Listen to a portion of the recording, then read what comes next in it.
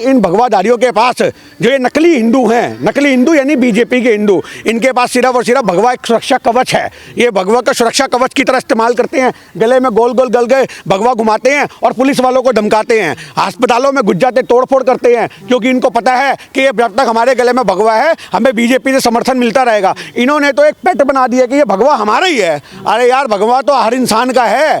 आज हम सरदार हैं, अपने सर पे लेके केसरी को चलते हैं। आप ये बात बताइए, तुम कैसे कह दो कि भगवा सिर्फ तुम्हारा कॉपीराइट थोड़ी ना उसके अंदर। तो ये चीज सोचने की बात है कि शाहरुख खान से जान करके मुद्दे को लपेटा गया। ऐसे संस्कृति पे असर पड़ रहा, नंगता ज्यादा फैल रही है। हाँ, तो मैं तो कह रहा हूँ बॉलीवुड पूरे ही बंद कर दो ना, फिर इस गाने से क्या मतलब है?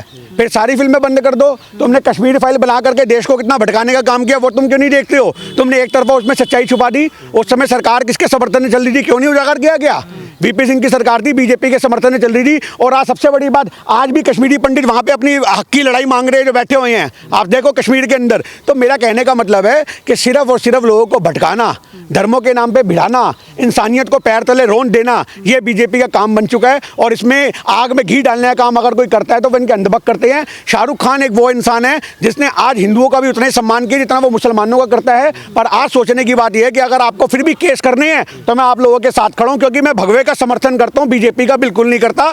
भगवे का समर्थन हमेशा रहेगा। सवाल ये है कि फिल्म का बहिष्कार हो रहा है या मुसलमानों का बहिष्कार हो रहा है, मुसलमानों से नफरत है? देखिए, ये तो मुसलमानों के खिलाफ चलाने के लिए एजेंडा मिल गया। आज ये एजेंडे की तलाश में रहते हैं कि कोई ऐसा मुद्दा उठे जिससे मुसलमानों को घेरा जा सके। आज इनको कोई, आप एक बात सुनो, ये फिल्म का गाने इतनी ज़्यादा तादाद में देखा जा चुका है अब तक कि वो वैसे ही इतना पैसा कमा चुके हैं। शाहरुख खान की फिल्म यहाँ चले ना चले, मैं एक बात को बता दूं, ओवरसीज में इतनी चलेगी कि अंधभक्त अगर वो नोट गिनने बैठ गए तो 5 दिन तक नोट गिनते नहीं खत्म होंगे। आज मैं आपको यह बात बता दूं, आज शाहरुख खान का विरोध जितना मर्जी कर लें, पर ये उसको मजबूत कर रहे हैं। आज पठान फिल्म का विरोध करके ये उसकी कमाइयों को और बढ़ावा दे रहे हैं, क्योंकि जो नहीं भी देखने जा रहा होगा वो भी कहेगा ये क्या है, पठान हो रखा है, एक बार तो देख के आऊं, ऐसा क्या है पठान के अंदर। तो ये कहने की बात है। ये मेरे को लगता है कहीं बैक डोर से इनको हायर करते हो, कोई जो डायरेक्टर वगैरह प्रोड्यूसर है। मेरे को तो लगता है अंधभक्तों की एक टोली प्रोड्यूसर से मिली हुई है कि जो भी मुसलमानों की फिल्म आती है, प्रोड्यूसर जाकर के उनके दरवाजे पैसा रखता है, लो 20-50 लाख रुपए, 1 करोड़ रुपए लो और हल्ला मचाओ, आंधी मचाओ, तूफान मचाओ, ताकि हमारे को कमाइयां मिले। ये प्रोड्यूसरों के साथ साठगांठ हो सकती है अंधभक्तों की। ये इसके ऊपर इंक्वायरी होनी चाहिए कि प्रोड्यूसर के फोन की जो जहां बातें हुई हैं पिछले 2 महीने के अंदर, उसकी फोन की रिकॉर्ड निकाला जाए। जरूर अंधभक्तों के साथ उनके तार लिखेंगे, तार जुड़े हुए निकलेंगे, और उससे पता लगता है कि अंधभक्तों को पैसा अगर कहीं से आता है तो वो प्रोड्यूसरों से आता है कि मुसलमानों की फिल्मों को और प्रचार करो। भाई वो तो उनकी सरकार, उनको आज वोट कहाँ से मिलते हैं? आज वो लोग बैठ के समीकरण बीजेपी वाले कैसे बनाते हैं? अरे यहाँ पे 100% आबादी है, यहाँ पे मेरी बात समझो 70% हिंदू है, तो हिंदुओं वाली बात करो, वोट हमें मिलता रहेगा। प्रचार करो ना करो, काम करो ना करो, विकास करो ना करो, हिंदुओं के हित में खड़े होकर बात कर दो, भले वो हिंदुओं के हित में हो या ना हो, बात करने से मतलब है। क्योंकि वोट बैंक की राजनीति धर्म पे टिकी हुई है, बीजेपी की पूरी राजनीति धर्म पे टिकी है। इनको कोई फर्क नहीं पड़ता मुसलमान वोट डालें ना डालें, मेरी बात समझ लेना। इनका विश्वास इतना मजबूत है कि जहाँ पे 70,000 की आबादी है, मेरी बात समझना, सरिता विहार 70,000 मुसलमानों की आबादी है और 10,000 वहाँ पे हिंदुओं की आबादी है। वहाँ के हमारे एक मित्र मिले हिंदू, उन्होंने बोला ये सीट हम निकाल के दिखाएंगे। मैंने बोला कैसे? कह रहा मुसलमान तो बटे हुए हैं। सुनना मेरी बात, कुछ आम आदमी की तरफ जाएंगे, कुछ कांग्रेस की तरफ जाएंगे। ये 10,000 वहाँ पे जिसको वोट पड़ गए वो जीता में एक तरफा वोट पड़ेंगे 10,000 के 10 और हुआ सरिता विहार में बीजेपी की सरकार बनी मुसलमानों के एरियो में। क्यों? क्योंकि वहाँ पर वो हिंदू एक हैं। यही बीजेपी का मूल मंत्र है कि हिंदुओं को एक करने के लिए सिर्फ और सिर्फ धर्म की चाशनी चटाई दे, इसके अलावा कुछ ना किया जाए। अंदर मीडिया से बड़ा खतरनाक कोई नहीं है।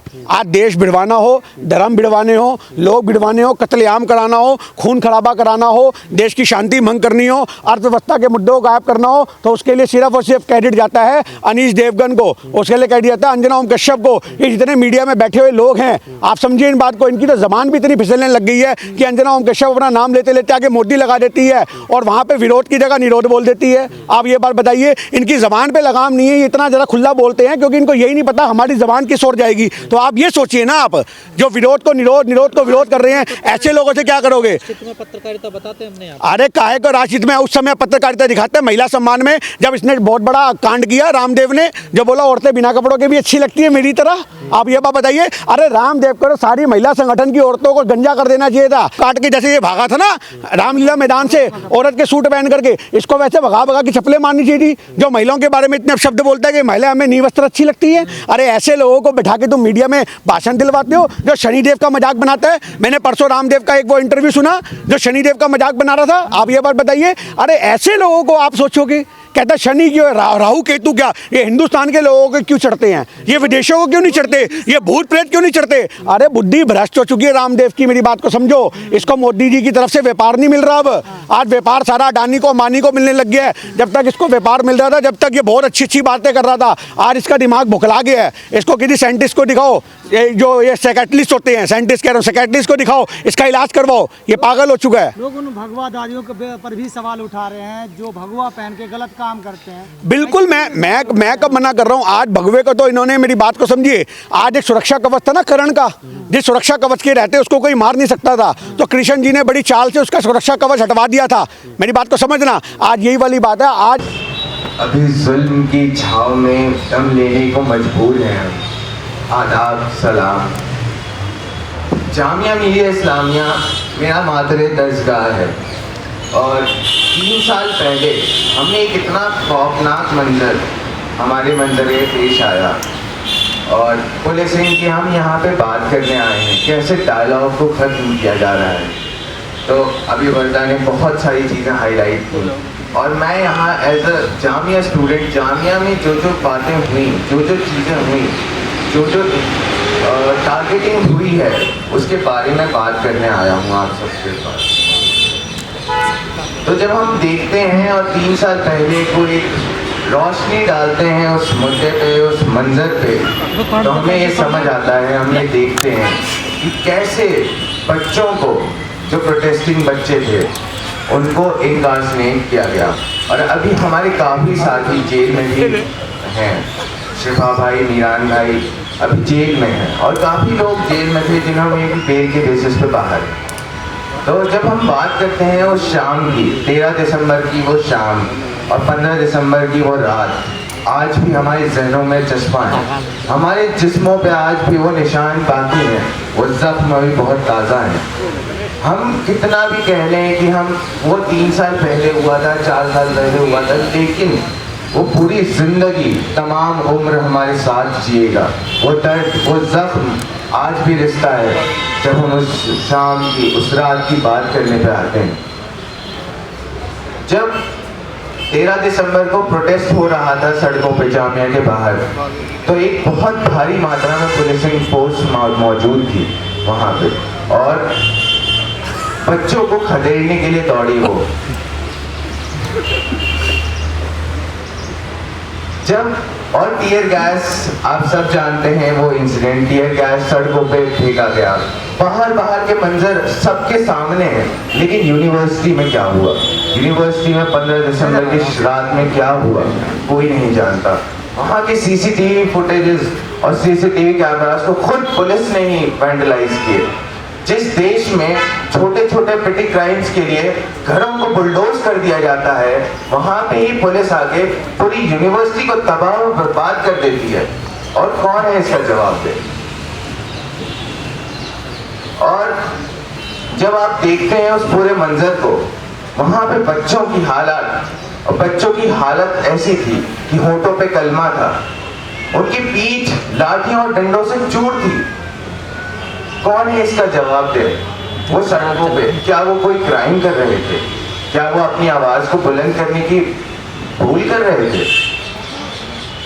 लेकिन आप जब आज देखते हैं उन सारे मंजरों को भुला दिया जाता है और ऐसे पोर्ट्रे किया जाता है जैसे स्टूडेंट्स की ही गलती थी, स्टूडेंट की ही गलती थी हमेशा से। और बड़े बड़े पूरे ऑर्गेनाइजेशन, सारे मीडिया से लेकर जितने भी एजेंसीज काम करती हैं गवर्नमेंट के लिए, वो पोर्ट्रे ऐसे कर रही है और सारे सबूतों को मद्देनजर ऐसे बताती है सबके सामने कि स्टूडेंट्स गलत है वहाँ पे।